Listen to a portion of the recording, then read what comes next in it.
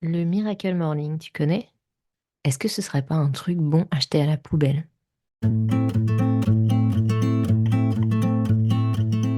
Bienvenue dans la Timonerie, le podcast où on parle gestion du temps, organisation et productivité pour les entrepreneurs soucieuses de leur écologie personnelle. Je suis Cécile et j'aide les entrepreneurs et les femmes qui ont des projets à mettre en place leur système d'organisation sur mesure et à se libérer du temps et de l'espace mental, à travers des formations, des accompagnements ou directement dans leur entreprise en tant qu'online business manager. La timonerie sur un bateau, c'est le lieu qui abrite les instruments et appareils de navigation.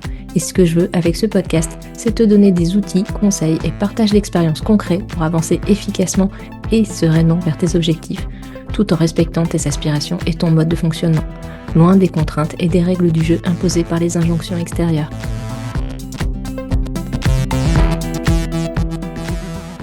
Hello et bienvenue dans cet épisode carnet de bord où j'ai envie de te parler du fameux Miracle Morning. T'en as forcément entendu parler, c'est un concept développé par Hal Elrod dans son livre éponyme paru en 2012. L'idée, se lever plus tôt pour avoir le temps de mettre en place une routine matinale positive avant d'entamer sa journée de boulot. L'auteur évoque notamment des activités spécifiques qu'il appelle les savers, S pour silence, méditation, A pour affirmation, les affirmations positives bien entendu, V pour visualisation, E pour exercice physique, R pour reading, donc lecture, et S pour scribing, écriture. En intégrant ces pratiques dans sa routine matinale, Elrod soutient qu'on peut améliorer sa productivité, son bien-être et son succès personnel. Bref, du dev perso bien classique et standardisé globalement, comme on en trouve désormais à tous les coins du net et des librairies. Alors peut-être que si j'avais entendu parler du Miracle Morning avant d'avoir des enfants, j'aurais pu adhérer au concept, même si j'aurais pas été jusqu'à aller courir avant d'aller bosser, faut pas déconner, ni pendant d'ailleurs, ni après en fait. En effet, je suis plutôt une lève-tôt. Enfin, je l'étais avant de partager mon quotidien avec deux mini-humains dont un a toujours apprécié de se coucher assez tard et l'autre a toujours eu l'habitude de se lever à des heures que je n'avais jamais vues sur mon réveil auparavant, tellement c'est tôt. Comme tous les parents ou presque, je suis donc devenue une adepte d'abord du dors quand tu peux, hein, quand ils sont vraiment petits, et puis du enfin ils dorment, profitons de ce moment de grâce et de béatitude pour faire des trucs sans être interrompus. Bref, une couche tard malgré moi. Alors me lever à 5 heures du mat pour faire du yoga et remplir mon bugeot de gratitude, merci mais non merci. D'autant que mon enfant lève-tôt a toujours eu un radar à maman est réveillée, alors moi aussi. Bref, j'ai toujours trouvé cette idée de Miracle Morning un peu tordue. D'ailleurs, Laure, mon ancienne associée, avait créé le concept de Miracle Grass Mat qui m'a toujours fait beaucoup rire.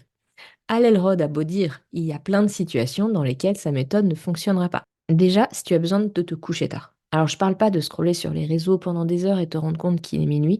Se coucher quand on a sommeil, sans se dérégler avec la lumière des écrans, c'est plutôt une bonne idée. Et si tu peux laisser ton téléphone hors de ta chambre à coucher, c'est encore mieux. Mais il y a plein de bonnes raisons qui peuvent nous empêcher de nous coucher tôt. Que ce soit ton rythme naturel, que tu aies des obligations professionnelles ou personnelles qui font que tu es occupé en soirée, ou juste envie, voire besoin, littéralement, de profiter du temps calme que représentent ces heures de soirée quand on sait qu'on ne sera jamais levé assez tôt pour retrouver l'équivalent de temps calme le lendemain matin. Peut-être également que tu as des obligations tôt le matin. Va dire à celles et ceux qui commencent leur journée taf pro ou perso d'ailleurs à 5 heures de se lever une heure plus tôt, eh ben, je suis pas sûre que ce soit simple et bien reçu par tout le monde. Ou si, comme moi, tu as besoin d'un nombre indécent d'heures de sommeil pour te sentir reposé, perso, c'est 9h30 minimum. Je peux pas me lever avant 6h30, même si je m'endors à 21h, ce qui n'est concrètement pas possible avec deux gnomes à la maison. Donc, je ne dors jamais assez et je vais certainement pas me lever encore plus tôt le matin pour dormir encore moins. Et puis en plus, qui a dit que méditer, visualiser, lire, écrire étaient des trucs qui allaient forcément te permettre d'aller mieux, d'être plus productive et heureuse? Bon, admettons qu'on laisse de côté cette obligation déjà au bonheur individuel, à la productivité et à la croissance personnelle perpétuelle, parce que c'est pas le cœur de cet épisode, mais il y aurait beaucoup à dire.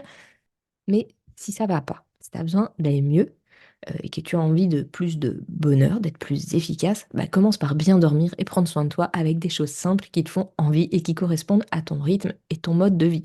Pas par t'imposer coûte que coûte une routine arbitraire fixée par un gars en 2012 qui devrait te permettre de maximiser je ne sais quel potentiel. Bon, ceci dit, tout n'est pas à jeter dans le Miracle Morning. Dans l'idée, commencer la journée par ce qui nous fait du bien ou ce qu'on remet sans arrêt au calendrier grec alors qu'on a vraiment envie de le faire, c'est pas mal. C'est une bonne façon de se mettre en route si ça nous apporte de la joie ou du bien-être sans rogner sur notre temps de sommeil, encore une fois. Mes fils, encore eux, font naturellement ça d'ailleurs. Alors que j'aurais tendance, moi, à vouloir chronométrer ma routine matinale pour dormir le plus tard possible, euh, puisque manque chronique de sommeil depuis 13 ans et demi, bizarrement, eux se lèvent plus tôt que ce qu'ils ont besoin pour pouvoir lire, dessiner ou juste prendre 15 minutes pour s'extraire du lit pour la team lève tard. C'est leur miracle morning à eux, sans aucune intention de maximiser leur potentiel et de mieux réussir leur vie. Juste, ça leur fait du bien et ils sont plus heureux comme ça. Donc si tu as la possibilité d'avoir un capital sommeil suffisant et l'envie de faire des choses en plus ou différemment, peut-être que toi aussi tu peux faire ton petit miracle morning à ta sauce. Bien sûr, on évitera probablement le binge scrolling sur les réseaux ou le traitement de ses emails au saut du lit, mais par exemple, tu peux prendre le temps d'un vrai petit déjeuner en famille ou seul, mais si tu es parent, allouer un vrai temps le matin aux enfants plutôt que de faire 1 heure de méditation pour ensuite courir dans tous les sens pour qu'ils soient à l'heure à l'école, c'est peut-être une meilleure idée. Passer un peu plus de temps au lit, lire au calme pour ne pas déclencher les détecteurs de parents ou d'humains de compagnie.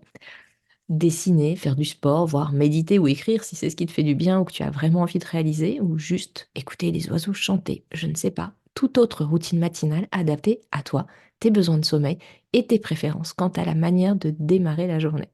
En bref, prends soin de ton sommeil et ensuite prends le temps de poser ce que tu as envie de voir dans ta vie et de réfléchir à comment ça pourrait se manifester concrètement.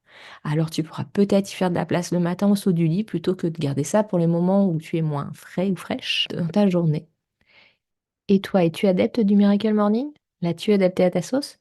Est-ce que tu le faisais déjà sans le savoir finalement? Tu peux venir nous partager ton expérience sur Instagram ou sur mon serveur Discord. Merci d'avoir écouté cet épisode de La Timonerie. Si tu as des questions, des idées à partager ou si tu veux simplement discuter, tu peux me rejoindre sur le blog cecilebayer.com ou sur mon serveur Discord. Tous les liens sont disponibles dans la description de l'épisode. N'oublie pas de t'abonner sur ta plateforme d'écoute préférée si ce n'est pas déjà fait et laisse-moi une note ou un commentaire. Ton retour est essentiel pour améliorer le podcast et le faire connaître. Si cet épisode t'a été utile, n'hésite pas à le partager pour aider d'autres entrepreneurs à découvrir des astuces pour avancer tout en préservant leur bien-être. Prends soin de ton temps, il est précieux et je te dis à très bientôt pour de nouveaux partages dans la timonerie.